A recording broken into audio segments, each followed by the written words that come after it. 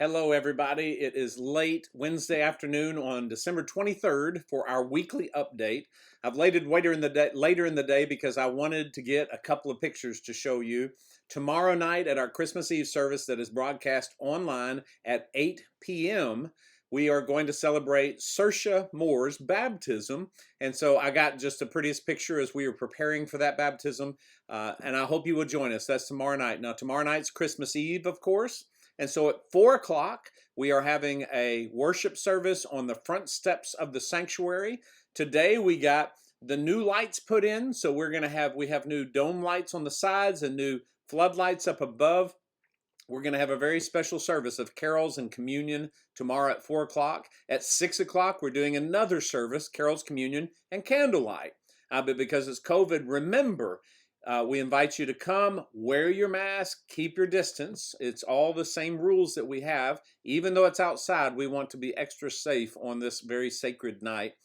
The candles that we have are going to be battery powered, LED candles. They're beautiful, but they are so we don't go and blow out our candles and blow virus all over the place.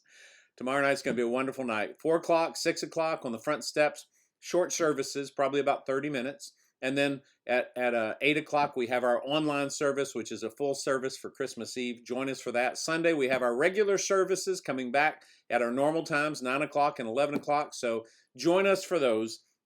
Very excited about those. Now, our church office is closed for the remainder of the year. I'm around some. We have staff that are coming and going and doing some things, but we're shutting down the office. So if you need to get in touch with us, leave a message at the church, message myself or any of the staff, and let us know how we can be there for you. We're taking some time to be with our families as well over the next week after Christmas. You can read the newsletter, which came out today. Came out a little bit early as well. Hopefully, we tried to get it in the mail early. We know it's coming out later, but we did get that out online. So go to our website if you haven't gotten it in your mailbox. And if you get it by email, you should have had that in your email earlier today. Just take a look through that. The instructions that we have are pretty simple. If you'd like to make a year-end gift, I'm encouraging everybody to give a gift to our building fund. It's our capital fund. The building fund is what we have been using to do the renovations in the sanctuary and to begin the work of building the new pavilion, which is coming along quite nicely, but it's going to take some time with the weather the way it's been. So if you would like to make an extra gift, I would ask you to do that for your year-end Christmas gift. Of course, take care of the budget of the church, but if you'd like to give a gift above and beyond, like so many people do, please consider giving it to the building fund. You can give online. You can give through our app. All this is in the newsletter. You can drop it by the church. The drop slot that we have by the main door goes into a locked section, and we'll be checking that regularly. So you can drop it off there. Of course, mail it to the church or mail it to our P.O. box.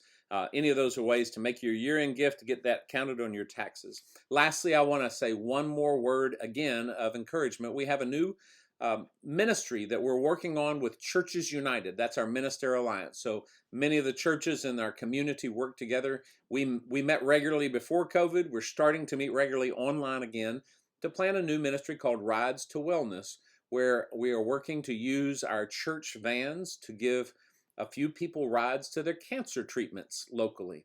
It's a 45-mile radius to work with Washington Regional White River Hospital, and as we're working with them, we're working with the cancer treatment centers to get a few people rides that are having trouble getting to and from.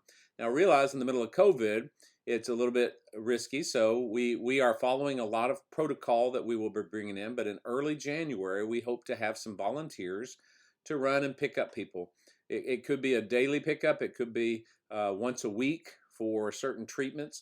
But each of our churches are planning on taking a turn. And so our church is one, of course, that has 2 church vans. And we would like to use those. We're working with some of the other churches. If you are willing to drive people, and we're looking at 1 or 2 people at a time, most likely. Again, a 45-mile radius, although the first 2 people we are working with looks like they're going to be here in Batesville or in Cave City, so it's not a long drive, but these are people who need cancer treatment and will help with the rides. It's called Rides to Wellness. Churches United is doing it. If you're willing to help with that, to step out a little bit, we'll wear masks, we'll do all the safety protocol. Please let me know about that. Just message me, send me a message, call me, let me know what is going on, and I would love to get you involved with that. I hope you have a wonderful, wonderful Christmas holiday. Getting to share in Christmas Eve services is always such a wonderful time, and this is a different year. As you join the service tomorrow, you'll find out. I think it has a special meaning to us at a Christmas Eve in the middle of COVID when we are not gathering in the building. It reminds us about the struggles of the night so long ago. So join us in Christmas Eve worship tomorrow. Consider the way that God is speaking so clearly to us, and God is always with us. Have a Merry Christmas, my friends. I love you.